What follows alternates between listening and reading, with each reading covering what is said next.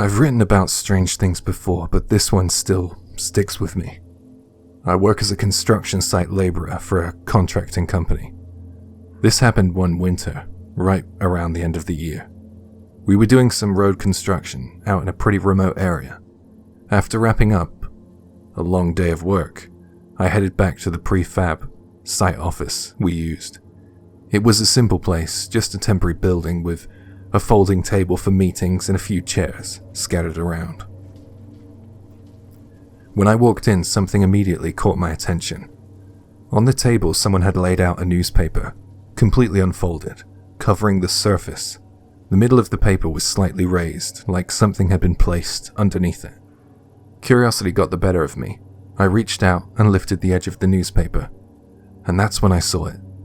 A straw doll. It wasn't just any straw doll. It had hair attached to it. Human hair. I think I shouted out something like, "What the hell?" And I remember stumbling back away from it. The racket I had made had brought the rest of the guys into the room. Everyone was buzzed and started asking, "What's going on?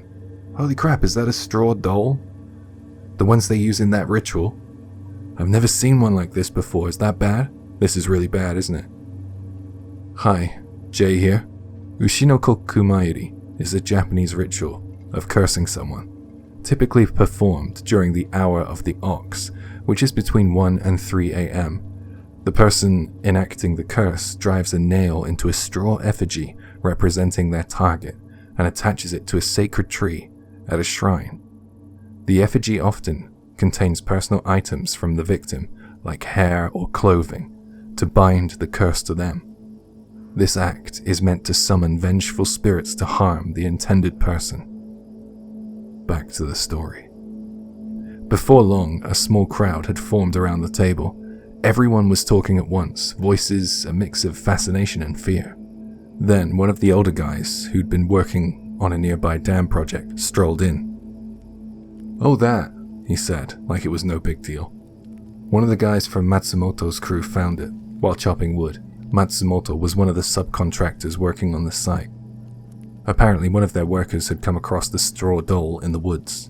Instead of leaving it where it was, they decided to bring it back to the office, figuring it was too creepy to just leave lying around. Why he thought it was a good idea to bring it back to our office is beyond me. The older guy continued, "You know, if you're out in the mountains long enough, you'll stumble across stuff like this now and then. I've seen a couple of these myself over the years." He reassured us that the straw doll would be taken to a nearby shrine the next day to be purified.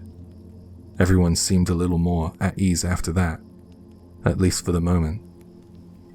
The next morning I arrived at the office for our daily briefing. As I approached, I noticed a group of the guys huddled around the entrance. Something seemed wrong. "Hey, what's going on?" I asked. "Looks like someone broke into the office last night," one of my co-workers replied. I stepped closer and saw that the sliding door was slightly ajar. The lock had been forced open, and the frame bent. It looked like someone had successfully pried it apart. Inside the office was a mess. Papers were scattered everywhere, the chairs knocked over. But here's the weird part. Nothing valuable was missing. The office had plenty of expensive equipment, laptops, surveying tools, even petty cash in a lockbox. None of that had been touched. The only thing missing was the straw doll. One of the older guys gestured towards the floor. "Take a look at this," he said. I followed his gaze and my stomach dropped. The floor and the walls were covered in muddy footprints and handprints. The footprints were the most disturbing part. They were bare. No shoes, no boots, just the unmistakable outline of bare feet, smeared with dirt. "And those prints," the guy added, his voice low, "they're small. Like smaller than any of us here." I didn't say anything, but I felt a cold, crawling sensation spreading down my spine. The kind of primal fear you can't explain, but you know something's wrong. Even now, when I think back on it, it really freaks me out. Who or what took the doll? And why? I've worked in construction for years and I've seen plenty of strange things out in the mountains. Bright lights in the sky, unexplainable noises, and even what might be considered cryptids. But nothing like that. Nothing that's made me feel like I wasn't alone, like I was being watched.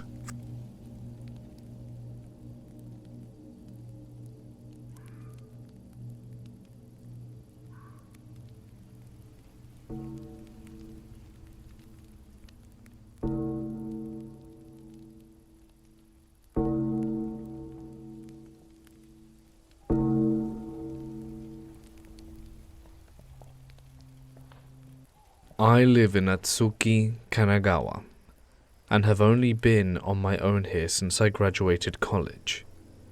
Atsuki is a pretty quiet place, especially where I live, way out near the mountains. I didn't grow up around the mountains, as I'm originally from Chiba, so I like having them nearby. Every day after work I like to take the long way home, walking while admiring how the sunset paints the mountains in deep, glowing reds. But one day something about the view was off. At first I couldn't figure it out. Then it hit me.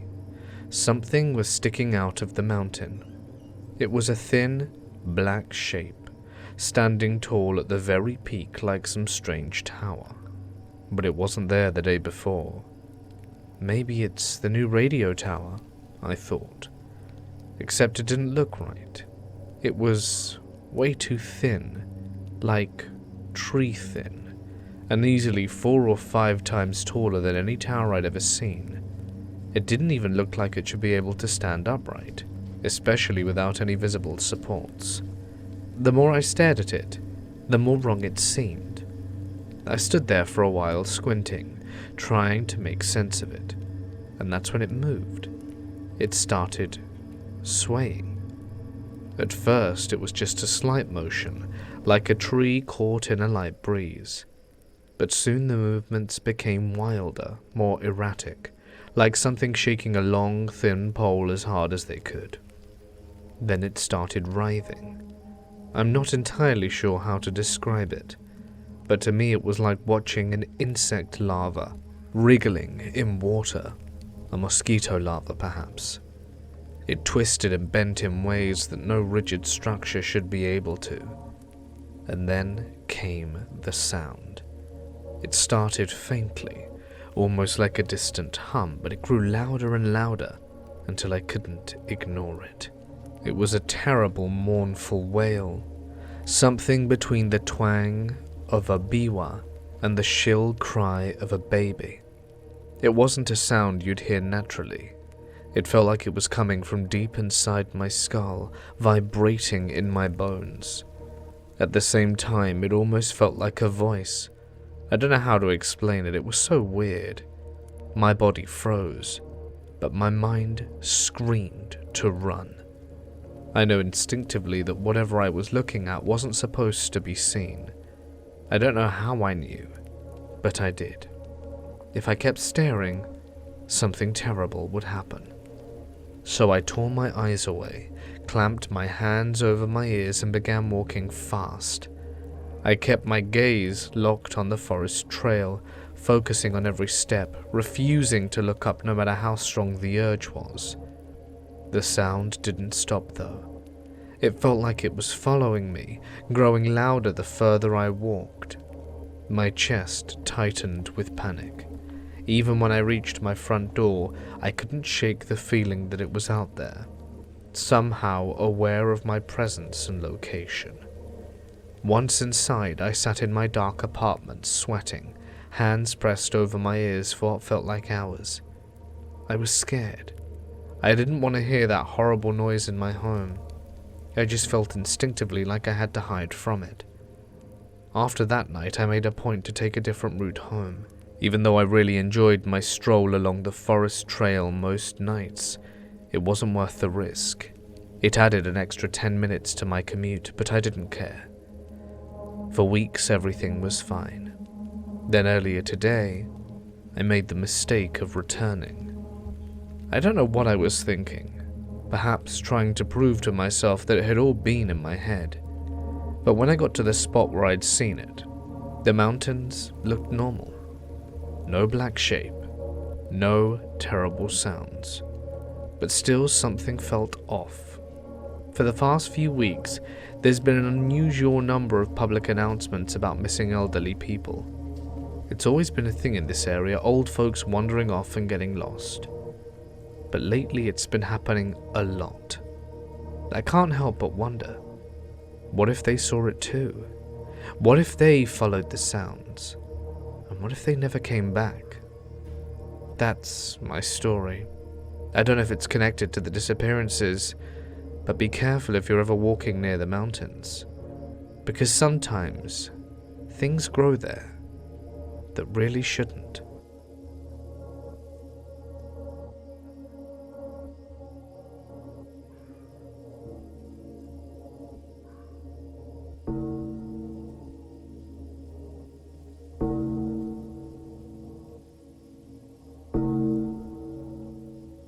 Let me share something that happened last month. A strange, unsettling experience that makes my stomach churn when I think about it. I'm going to keep myself anon, but I will say that I'm a pilot in the Japan Air Self-Defense Force. And while I've seen my fair share of unusual things from the cockpit, nothing prepared me for this. It was a routine training flight, just me and a wingman flying over the Chugoku Mountains, practicing terrain familiarization. The time just passed 1800 hours, that golden hour where the sun sinks low on the horizon. It was beginning to set. The Chugoku mountain range below looked like something out of an old painting, purely majestic. We were getting ready to head back to base, banking to the left at a sharp 45 degrees. That's when I saw it, something flashing on the mountainside below us. At first I thought it might be a climber. It wasn't unusual for hikers to use flashlights or headlamps as daylight faded. I figured it might be someone signaling. But still, something about the way the light flickered caught my attention. It didn't feel random, it felt deliberate. "See that light down there?" I radioed to my wingman. "Negative," he replied. I frowned. We were flying less than 20 meters apart. If I could see the light so clearly, how could he not? It made no sense. The light continued to blink steadily, almost hypnotically. I couldn't ignore it. What if it was an emergency signal? So I ordered my wingman to maintain the bank while I decided to check if the light was moving, since if it were moving, it shouldn't be an emergency signal, was my logic. However, the light didn't seem to be moving, and I was just beginning to think that it might actually be an emergency signal. Just as I reached for the radio switch to report the details to base, it happened. As I watched, something shifted.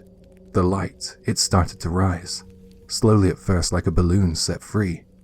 My mind struggled to make sense of it. Balloons don't flicker like that. "What the hell?" I muttered, feeling a knot form in my stomach. "Everything okay?" my wingman asked over the radio. His voice seemed tight. No, break formation, gain altitude now," I heard myself yell. I guess the adrenaline was taking over. I didn't know what I was looking at, but my instincts were screaming at me to put distance between us and whatever it was. So we broke formation, climbing away from the object. As we distanced ourselves, I tilted the aircraft to get a better view. That's when I saw that the light wasn't alone. The entire ridge of the mountain was alive with lights. Dozens, maybe hundreds of lights began rising from the mountainside, floating upward. In perfect synchronization, they moved with an eerie precision. I could hear my wingman swearing through the radio. "You're seeing this too? Tell me I'm not going crazy." "You're not crazy," I replied, though I was certainly starting to question my own sanity. The lights hovered for a moment, glowing faintly against the deepening twilight. They seemed almost alive, like they were studying us. My heart was pounding so hard it felt like it would shatter my ribs. Then, as if on cue, they moved. All at once, the lights shot upwards, not gradually like before, but with blinding speed. It was so sudden, so impossibly fast, that it felt like the laws of physics had been momentarily suspended. Within seconds, they had vanished into the purpling sky, leaving nothing but silence in their wake. We hovered there in stunned disbelief, the hum of the engines the only sound in the cockpit. Neither of us spoke. What could we even say? We finally returned to base, low on fuel, high on nerves. As soon as we landed, we were ushered into a debrief with our commanding officer.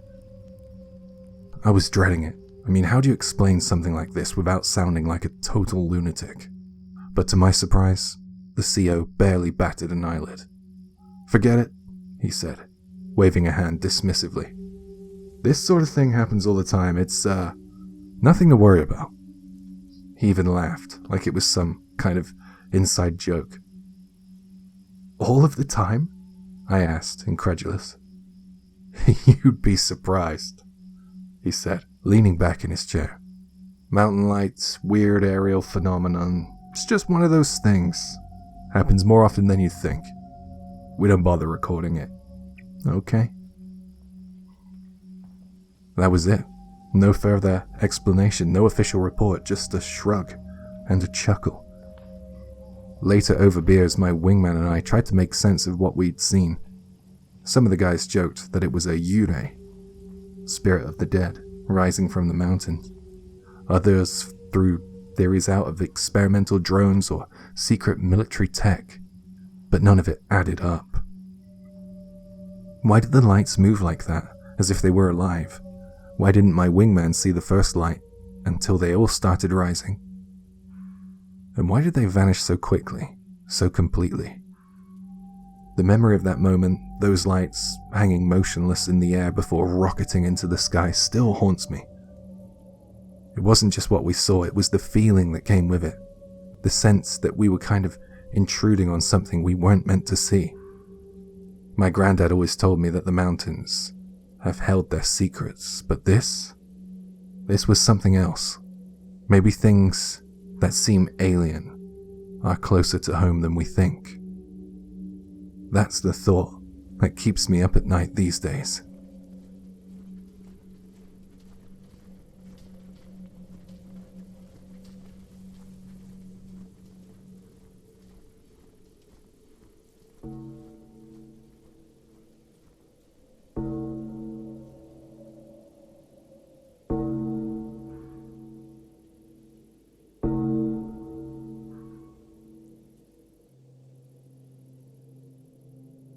This is a story I heard from an old man who has spent decades foraging in the mountains. Let's call him Tanaka-san. Foraging for wild plants and vegetables is his passion. A way to connect with nature, and something he says his ancestors did.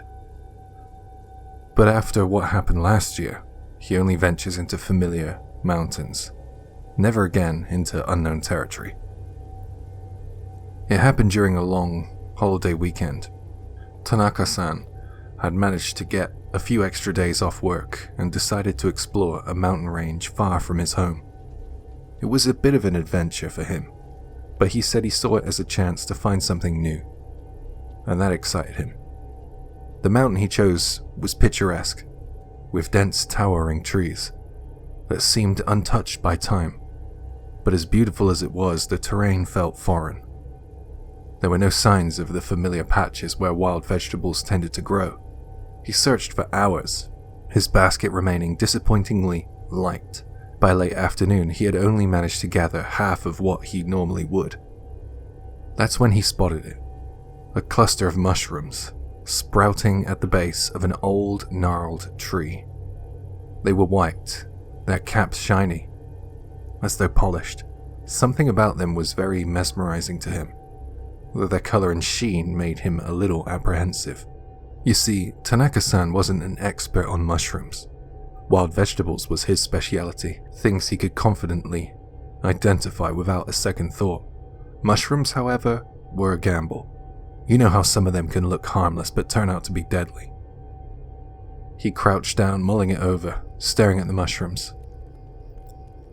"Those are delicious," a young voice piped up behind him. Startled, he turned around. Standing there was a boy no older than 10, with messy hair and a face smudged with dirt. He was wearing an old t-shirt and shorts, the kind of clothes that rural kids wore when they were playing outside. His eyes, dark and steady, were fixed on Tanaka-san. "Oh, so you know about mushrooms, huh?" Tanaka-san asked, trying to mask his unease. "Well, I live around here," the boy said with a shrug, as if that explained everything. "And these, mushrooms, they're safe to eat, huh?" "My dad picks them all the time. He says they taste really good." Well, that was all the reassurance Tanaka-san needed. He carefully plucked the mushrooms and placed them into his basket. "Do you know any other good spots like this?" he asked, eager to salvage the day. "I can show you some more. Follow me." The boy led him deeper into the forest, moving with the ease of someone who knew the terrain like the back of his hand. They came to another patch teeming with mushrooms, some of the same ones he had seen earlier, as well as a few Tanaka-san recognized as safe. He couldn't believe his luck. "Thank you," Tanaka-san said, filling his basket with a mix of mushrooms.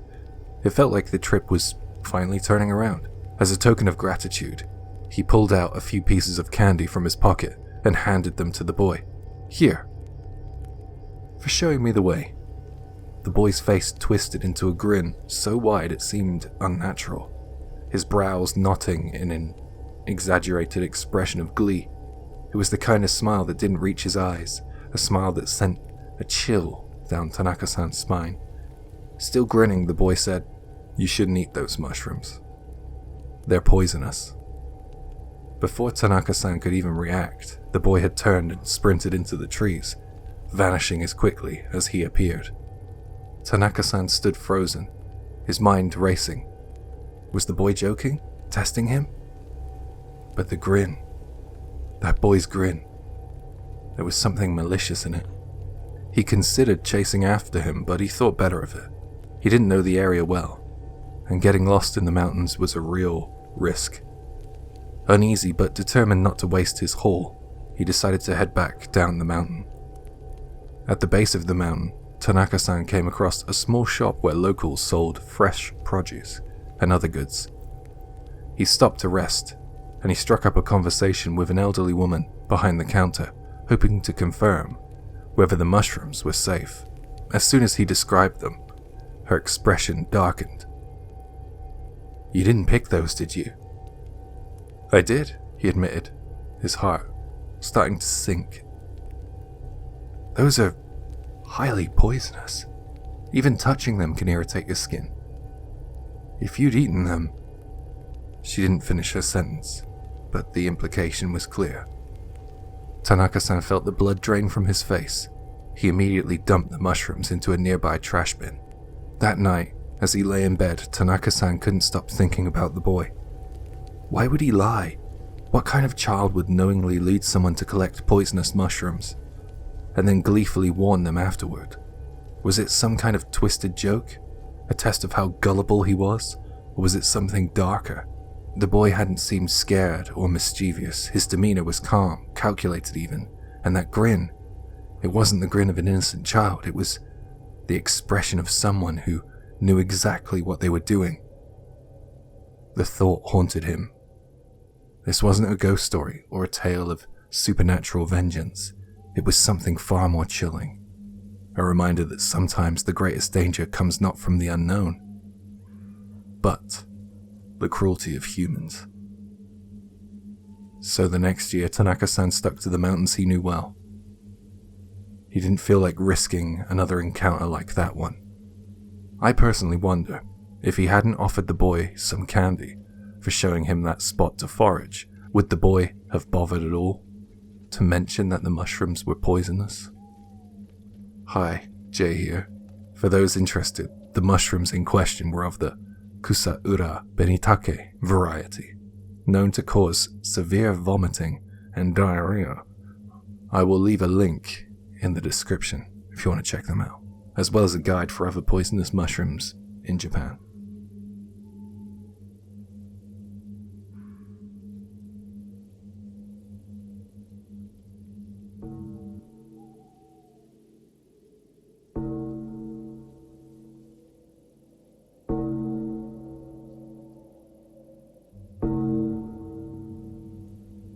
This is a story a friend told me.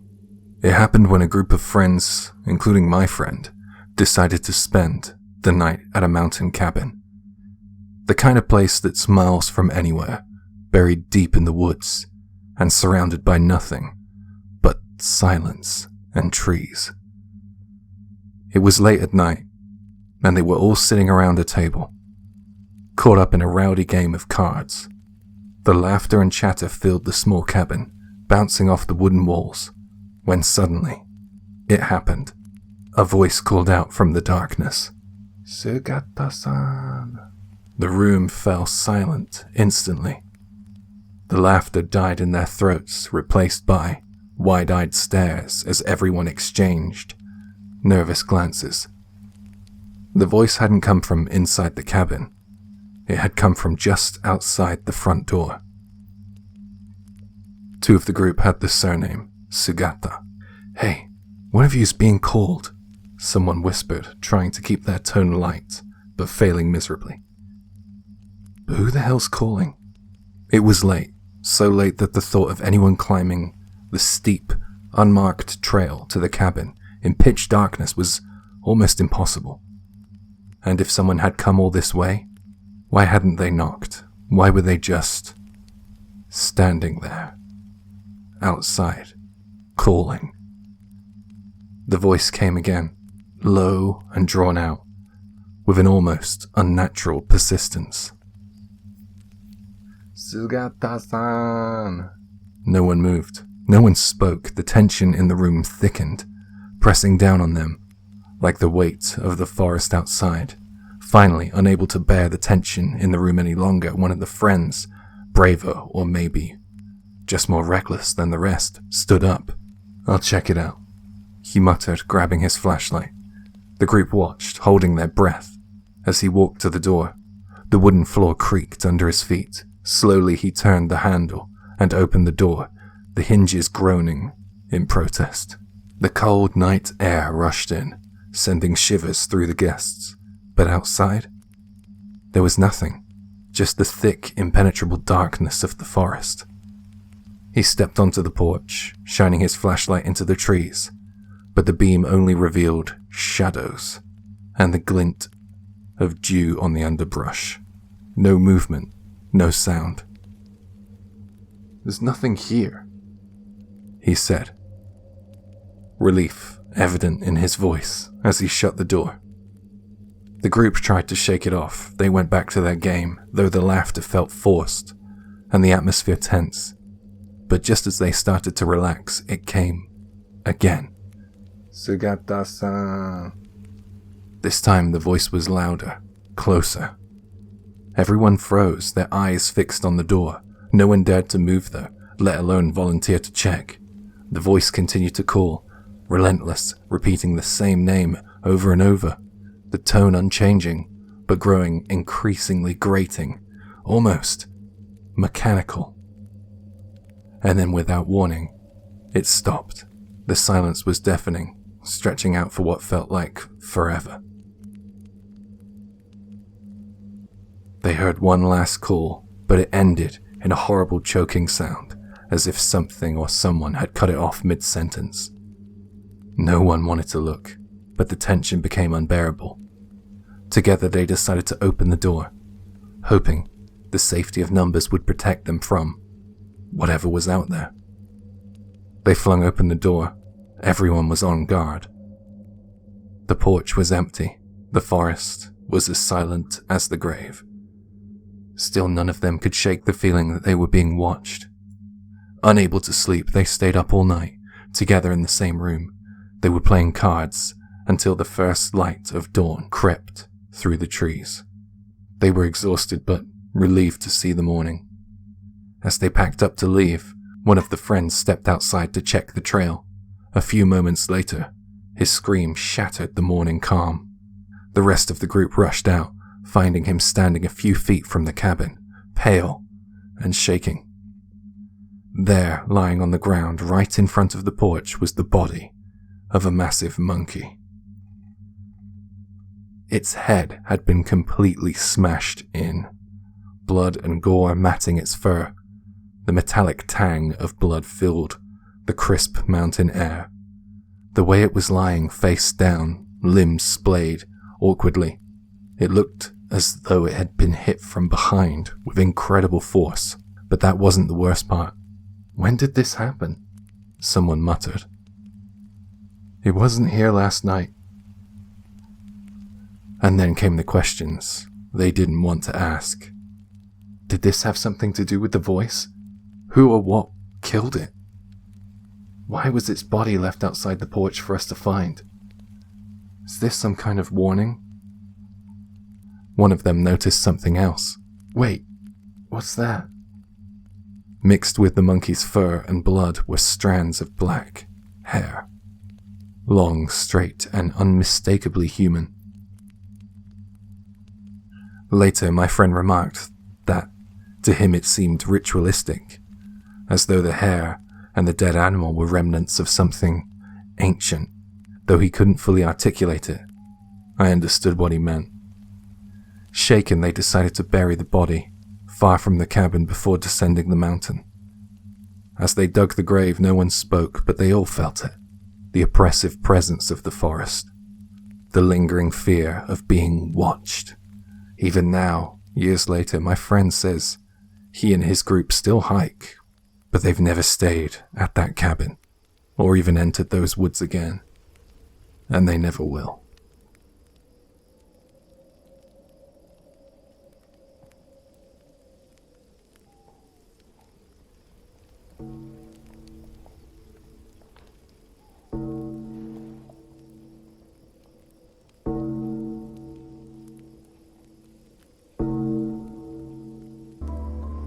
A few years ago, I had a strange and unsettling encounter while hiking in the mountains.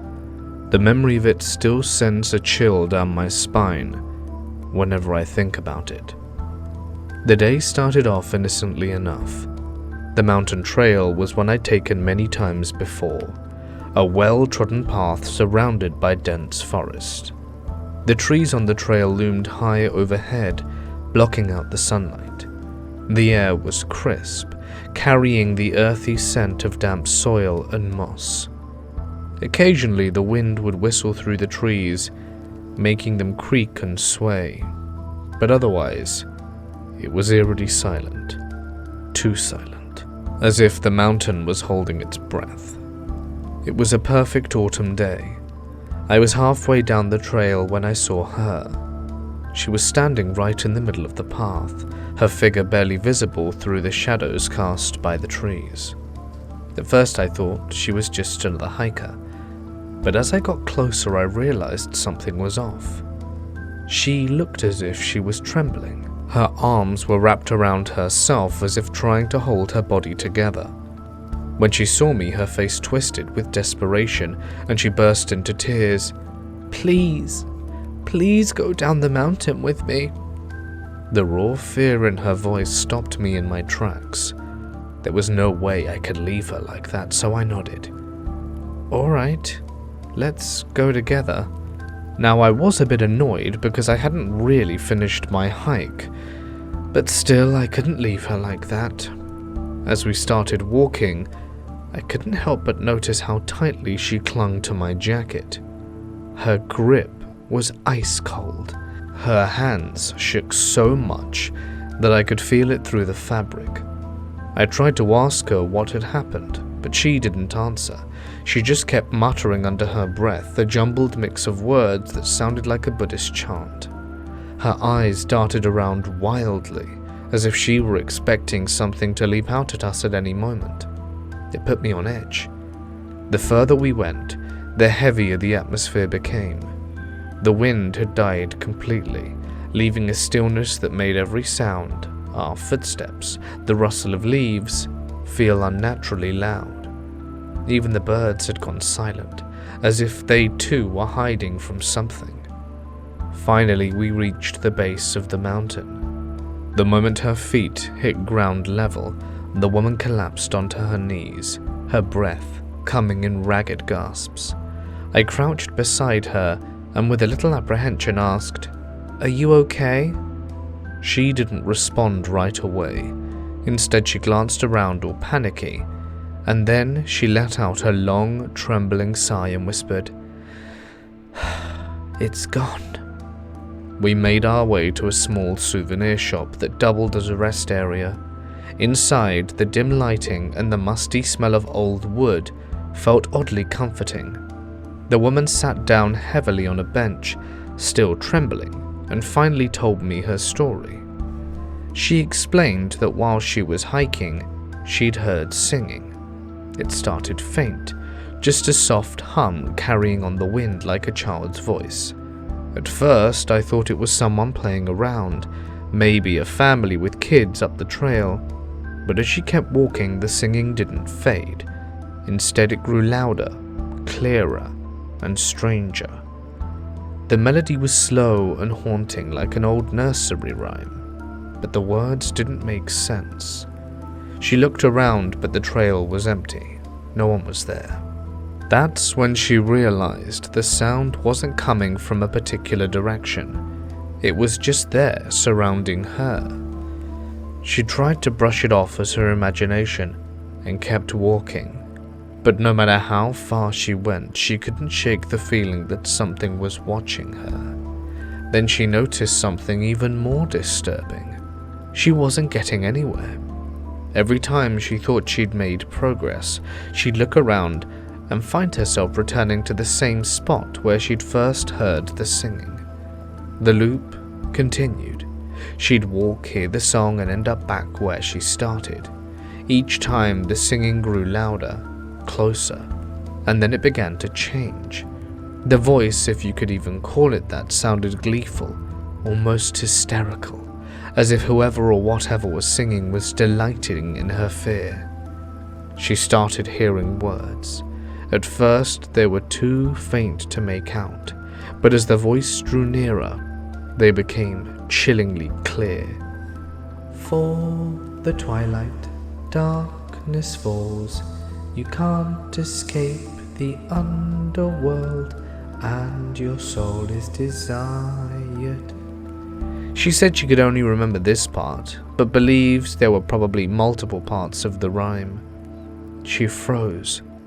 The voice was right behind her now, so close she could feel it cold and heavy pressing down on her. She couldn't move, couldn't scream.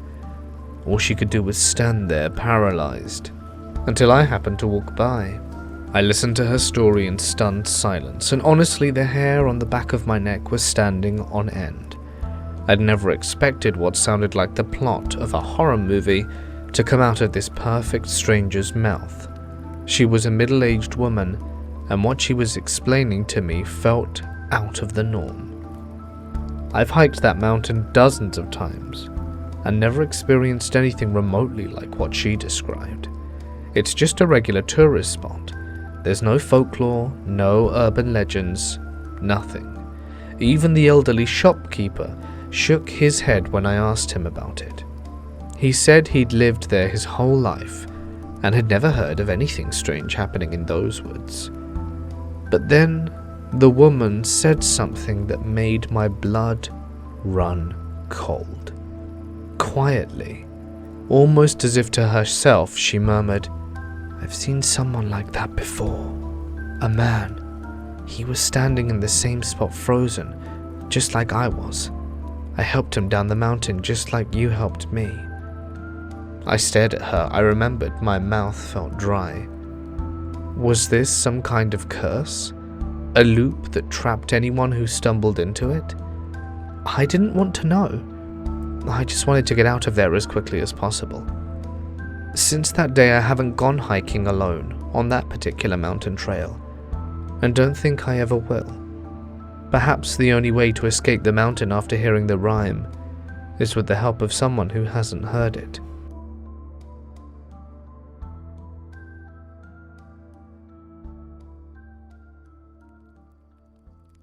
Before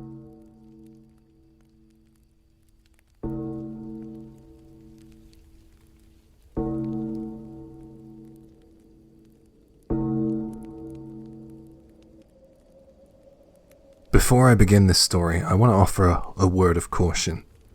The tale I'm about to share isn't for the faint of heart. It involves Aokigahara, also known as the Sea of Trees, a place of breathtaking beauty, but also profound sadness. Known for its dense, almost labyrinth-like woods, it's a location that carries a heavy emotional weight. This story, while eerie and unsettling, is told with respect for the forest and the lives that have been lost there. It emerged on a message board, claiming to be a true story. Now let me take you back to September the 5th, 2000. A party of 4, an adventurous group of friends with a shared love for hiking, decided to embark on a 3-day, 2-night camping trip deep in Aokigahara. They had no idea what awaited them. The plan seemed straightforward enough: park near the famous Wind Cave tourist spot, hike into the forest, and set up camp at a flat area we'd marked on our map. It was supposed to be a fun getaway, a chance to enjoy the beauty of nature and each other's company. But from the moment we reached the trailhead, something felt off. The entrance wasn't marked like a typical hiking trail. It was tucked away, almost hidden, as though the forest itself didn't want to be found. A weather-worn wooden sign nearby bore a stark message: "Value your life." Below was the number for a crisis hotline. We exchanged uneasy glances but pressed on, trying to shake off the weight of the sign's words. The forest swallowed us whole, almost instantly. Aokigahara isn't like other woods. It's unnaturally quiet. The trees grow close together, so close that sunlight barely filters through, and the thick volcanic soil absorbs sound. No birdsong, no rustling of leaves, just an oppressive silence that makes every step feel deafening. We walk slowly, snapping photos of the knotty trees and moss-covered roots, while chatting to one another, trying to keep things light. But as the hours passed, the oppressive atmosphere gnawed at us. By the time we reached our campsite, a small clearing surrounded by an endless wall of trees, the sun was already dipping below the horizon, painting the sky in shades of orange and purple. We pitched our tents quickly, the shadows creeping closer with every passing minute. Dinner was simple: instant noodles heated over a portable stove, washed down with some lukewarm tea. We lit a lantern and sat in its warm glow, swapping stories and laughing. The tension, or maybe apprehension from earlier, was starting to fade. But when the laughter died down, the silence of the forest returned, heavier than before. I read a line in a book once which summed up what I felt at that moment. It was as if the woods were holding their breath, waiting for something. By 10 p.m. we were all exhausted from the day's hike and decided to call it a night. 2 of us climbed into each tent, zipping them up against the chill of the night air. At first everything was fine. We whispered for a while, joking about who would snore the loudest and things like that. But as the clock ticked closer to midnight, the forest came alive. It started with a single sound, a dull, heavy thud from somewhere behind our tent. We froze. "What was that?" we whispered to one another, knowing that neither of us had an answer. My tent mate and I held our breath, straining to hear, but the forest had gone silent again, as if it was mocking us. After what felt like an eternity, I leaned closer to the tent's thin fabric wall and called out to the others. "Did you hear that?" "Yeah," came the muffled reply from the other tent. "No idea what it was, though." None of us were brave enough to go out and investigate.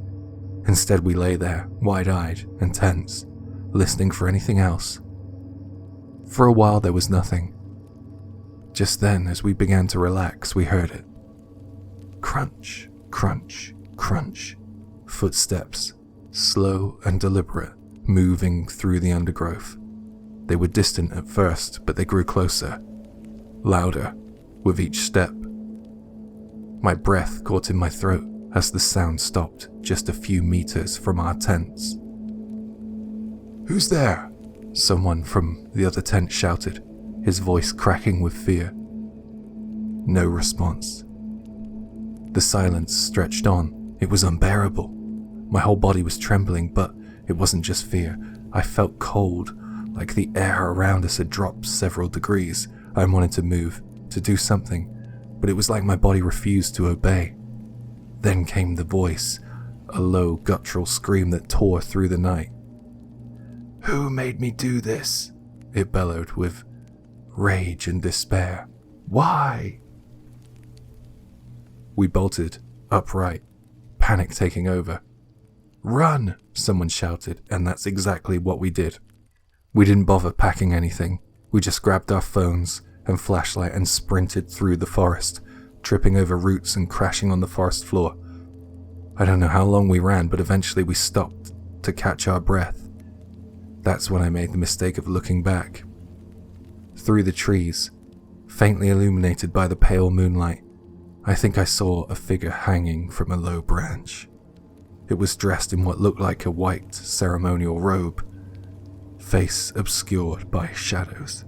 I turned and ran again, not stopping until we reached the parking lot. We never went back to retrieve our gear. Aokigahara is a place unlike any other, and that night, it felt like the forest itself had come alive to remind us of its dark history. I'll never forget the way the air felt, thick with something I can't explain. I'll never forget that voice, filled with pain and anger. And I'll never set foot in Aokigahara again. If you're thinking of visiting the forest and not just the tourist parts, I beg you to tread carefully. Not just for your own safety, but out of respect for the countless souls that I believe still linger there.